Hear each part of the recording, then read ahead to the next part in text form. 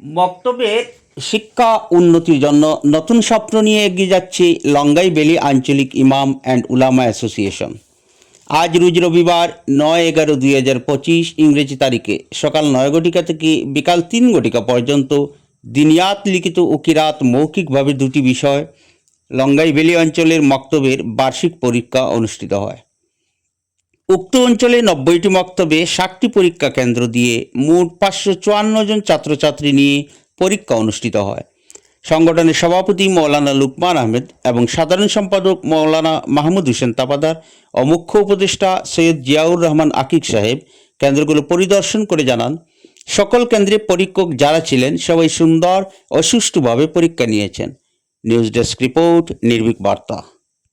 রহমতুল্লাহি বরকাতুহু নাহমাদুহু ওয়া নুসাল্লি আলা রাসূলিহিল কারীম আম্মা বাদ।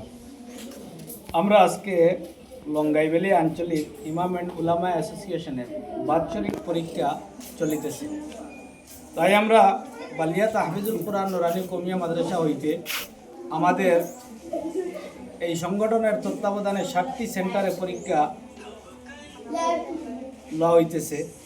এর মধ্যে বালিয়া তাহফিজুল কুরআন নুরানী কওমিয়া মাদ্রাসায় টোটাল 13টি মসজিদ হইতে 111 জন ছাত্রছাত্রী পরীক্ষায় অংশগ্রহণ করেছে। ওরিয়েন্টাল কলেজিয়েট একাডেমি সেন্টারে আমাদের টোটাল 14টা মসজিদ হইতে 120 জন পরীক্ষার্থী পরীক্ষায় অংশগ্রহণ করেছেন। আমরা 3 নম্বরে বারোগঞ্জি মোহাম্মদিয়া কওমিয়া আলিয়া ও হাফিজিয়া মাদ্রাসা সেন্টারে টোটাল 14টা মসজিদে 113 জন পরীক্ষার্থী পরীক্ষা দিতেছেন। লাতু মালেগড় আলিয়া ও হাফিজিয়া মাদ্রাসা সেন্টারে টোটাল 60টি মসজিদে পরীক্ষার্থী ছাত্রছাত্রী 45 জন। দলগ্রাম গ্রিন ভ্যালি একাডেমিতে টোটাল মসজিদ সেন্টারটিতে টোটাল মসজিদ হইল 60টি। এই 60টি সেন্টারে 60টি মসজিদে 34 জন পরীক্ষার্থী পরীক্ষা দিতেছেন।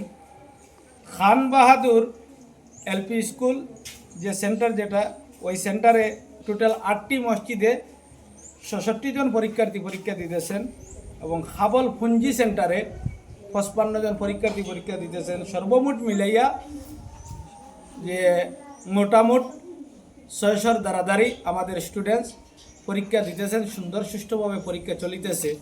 আমরা আরও আশাবাদী থাকবো যে ভবিষ্যতে আমাদের সবাই মক্তবের পরীক্ষা আরও সুন্দর এবং সুষ্ঠুভাবে পরিচালনা করে এগিয়ে যাওয়ার জন্য এই আশাবাদী হয়ে আমাদের আজকের বক্তব্য এখানে শেষ করলাম। আসসালামু আলাইকুম।